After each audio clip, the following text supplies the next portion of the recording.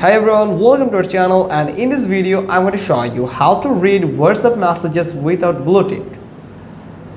If you want to read a message from someone that you have got from on your device, but you don't want them to know about that you have seen their message or read their message, then you can follow these steps.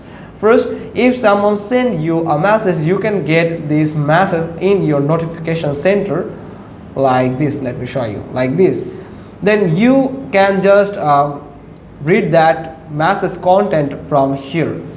You can just or just in this section you can just read it a little, but if that message is too long, that you can actually read that message.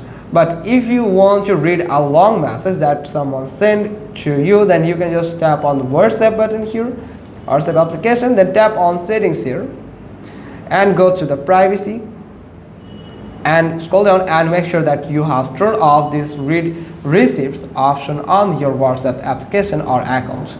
Then if you turn it off, then that person won't get alert, or that person won't get any blue tick mark, so they can't know about that you have seen their message or read their message on their conversation.